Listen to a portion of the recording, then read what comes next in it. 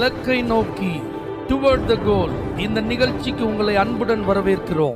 Praise the Lord. ஆண்டவராகிய இயேசுவின் இனிய நாமத்தில் உங்கள் எல்லாருக்கும் அன்பின் வாழ்த்துக்கள். நியாயாதிபதிகள் 7ஆம் அதிகாரம் 4வது வசனம். கர்த்தர் கிதியோனை நோக்கி, ஜனங்கள் இன்னும் அதிகம், அவர்களை தண்ணீர் அண்டைக்கு இறங்கி போக பண்ணு, அங்கே அவர்களை பரீட்சித்து காட்டுவேன். உன்னோடே கூட வரலாம் என்று நான் யாரை குறிக்கிறேனோ அவன் உன்னோடே கூட வரக்கடவன். உன்னோடே கூட வரலாகாது என்று நான் யாரை குறிக்கிறேனோ அவன் உன்னோடே கூட வராதிருக்க கடவன் என்றார். பாருங்க, ஆண்டவர் ஒரு பெரிய ரட்சிப்புக்கு கிதியோனை தெரிந்து கொண்டார். அவன் பின்னாடி ஒரு பெரிய சேனை இருக்கு, 32,000 பேர். ஆண்டவர் சொல்றார், இல்லப்பா இதெல்லாம் அதிகம்ட்ட, அதனால யாரெல்லாம் பயப்படுறீங்களோ போங்க அப்படின்னு சொன்னா 22,000 பேர் போயிட்டான். இப்ப 10,000 பேர் இருக்காங்க. அந்த 10,000 பேரையும் பார்த்து ஆண்டவர் சொல்றாரு, இது அதிகம்ப்பா, நான் உனக்கு ஒரு உண்மையை சொல்றேன், இதுல யார் உன் கூட வரணும்னு நான் குறிக்கிறேனோ அவங்க தான் உன் கூட வரணும். யாரு வரக்கூடாதுன்னு நான் சொல்றேன்னா அவங்க வரக்கூடாது. இந்த 10,000 பேரை ஆண்டவர் தண்ணீர் அண்டைக்கு இறங்கி போக பண்ணுன்னு தான் சொன்னார். எல்லாரையும் தண்ணி குடிக்க சொல்லுன்னு சொல்லல. ஆனா நடந்தது என்ன? 9,700 பேர் முழங்கால ஊனி அந்த தண்ணியை குடிச்சாங்க. வெறும் 300 பேர் கைகளால் அந்த தண்ணீரை அள்ளி அவங்க குடிச்சாங்க. ஆண்டுக்குள்ள இந்த 300 பேரை மட்டும் கூட்டிட்டு போ, மீதி எல்லாரையும் தங்கள் இடத்திற்கு நீ திரும்பி போக பண்ணு. நீ நல்லா கவனிச்சு பாருங்க. எப்போ நீங்க எங்க போறீங்க அப்படின்னு சொல்லி இவங்கள்ட்டெல்லாம் கேட்டப்ப என்ன சொல்லியிருப்பாங்க? அங்க கிதியோன் கூட போறோம். கிதியோன் கூட எதுக்கு போறீங்க? யுத்தத்துக்கு போறோம். யாரை எதிர்த்து யுத்தம் பண்ண? மீதியானியர்களை எதிர்த்து யுத்தம் பண்ண போறோம். அப்ப எல்லா நாளும் இவங்க ரொம்ப பெருமிதமா பார்த்த ஒரு கூட்டமா இருந்திருப்பாங்க. எல்லாரும் இவங்களை பெருமையா பேசியிருப்பாங்க. ஆனா இப்போ 9,700 பேர் வீட்டுக்கு திரும்பி போறாங்க. எப்படி இருக்கும்? எவ்வளவு அவமானமா இருக்கும், எவ்வளவு வேதனையா இருக்கும். மிலிட்ரியில வேலைக்குன்னு போயிட்டாங்க, இருக்க முடியலன்னு ஒருத்தன் திரும்பி வந்துட்டான்னா அந்த குடும்பத்துக்கு எவ்வளவு சங்கடமா இருக்கும். அந்த ஊர் மக்கள் மிலிட்ரிக்கு போறாருன்னு ரொம்ப பெருமையா நினைச்சிருப்போம். ஆனா அங்க இருக்க முடியாம ஒருத்தன் வந்துட்டான் அப்படின்னா அந்த ஊர் மக்கள் அவனை எப்படி பார்ப்பாங்க? அது எவ்வளவு கேவலமா இருக்கும்.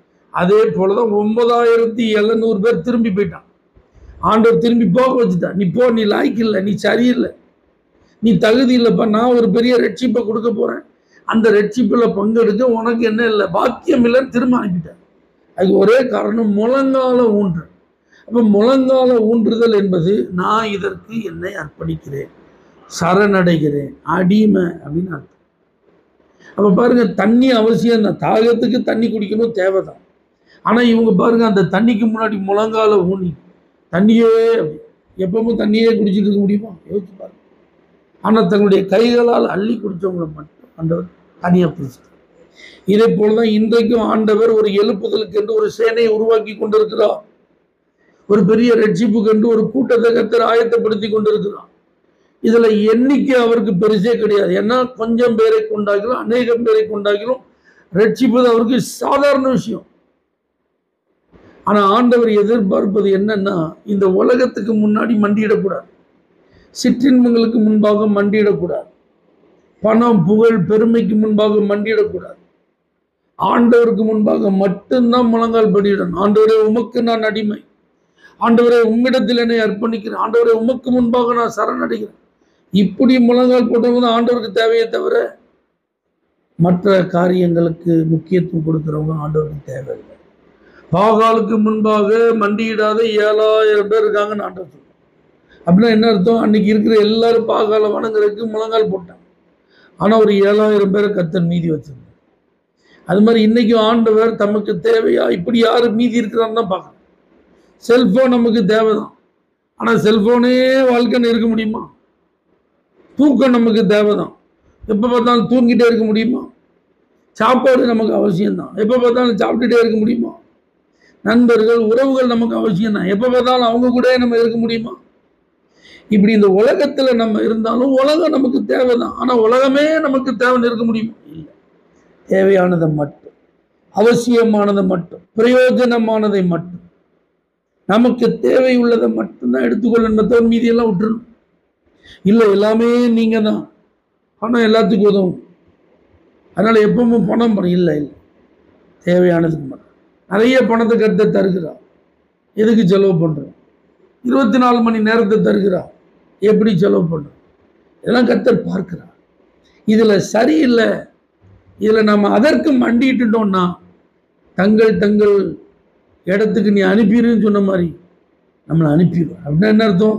நம்ம மேல அவர் வைத்த நோக்கம் நிறைவேறாது, நம்மை கொண்டு அவர் செய்ய விரும்பின காரியம் நடக்காது, நாம் நம்முடைய ஸ்தானத்தை இழந்துருவோம். தெய்வ பிள்ளைகளே, இதில் கவனமா இருப்போம். இந்த உலகம் நமக்கு பொருட்டல்ல, ஆண்டவருக்கு முன்பாக மண்டிடுவோம். இந்த உலகத்தில் அவசியமானதை மட்டும் தேர்வு செய்வோம், மற்றதெல்லாம் விட்டுருவோம். கர்த்தர் இப்படிப்பட்ட ஒரு கூட்டத்தை தான் இந்த கடைசி கால எழுப்புதலிலே பயன்படுத்துவோம். ஆண்டவரே, நீங்க பயன்படுத்துகிற ஒரு நபராக தான் நாங்கள் இருக்கோம், உங்களுடைய நோக்கத்தை நிறைவேற்றுகிற ஒரு நபராக தான் நாங்கள் இருக்கோம். ஆகவே உமக்கு முன்பாக தான் நாங்கள் முழங்கால் படிக்கிறோமே தவிர வேற எதற்கு முன்பாகவும் யாருக்கு முன்பாகவும் மண்டியிடாதபடிக்கு எங்களை காத்து இயேசுவின் நாமத்தில் பிதாவே, ஆமென்.